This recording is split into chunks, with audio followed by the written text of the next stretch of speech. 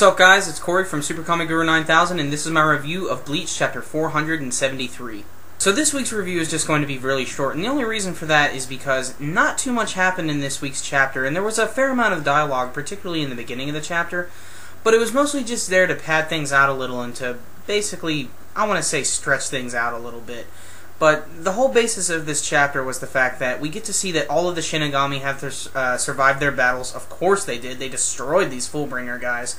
And they all just happen to meet up with each other at once. Tsugaya actually brings one of the Fullbringers back, the little kid Yukio, who is the PSP kid. And he has him frozen up and everything.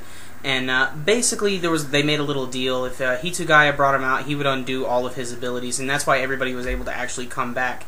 However, there's still one space that he is not able to get rid of, and apparently we learn here that Kugo and Yukio and all the other Fullbringer guys, they had like a special deal with each other. They would exchange each other's powers and everything, and apparently whenever Yukio uses this ability within the range or the area that Kugo is fighting in,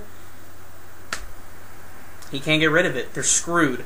So this, of course, segues us into the battle between Ginjo and Ichigo, and the next literally like 6-7 pages is just them swinging swords at each other, and it looks cool and everything, and it's done in the typical Kubo style. It just goes on a little too long, if you ask me.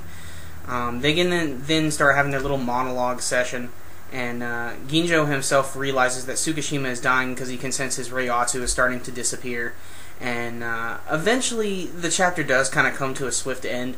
But the next chapter might have a little bit more exposition, because it actually ends with Ginjo telling Ichigo that I'm going to tell you about the enemy you should really be fighting.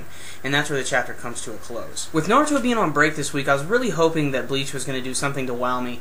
And it just didn't at all. This was one of those chapters that I call a throwaway chapter. This is one that the author creates to basically pad out for time and to just continue to build things up. In all honesty, nothing really happened to this chapter aside from the fact that we know that all the Shinigami are hanging out again, and we all knew that they won their fights and everything, which I can't believe they really ended that way. I can't believe that Giriko was shown with a cool new ability just standing there and then immediately got killed by Kenpachi, and all these other guys got put down so hard. This would have been the perfect opportunity for Kubo to flesh out these characters and their abilities, and it seems like a lot of them just got pushed to the wayside, and that sucks a lot.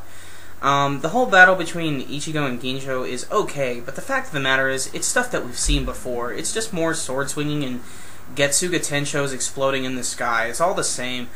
And this week, it just didn't wow me. In fact, it kind of disenchanted me a little bit, and I'm going to give it a 6 out of 10 this week. Some pretty decent art towards the end of the chapter this week, but in all honesty, this chapter just wasn't that great. As soon as I was done reading it, I was like, oh, okay, well, that was fine.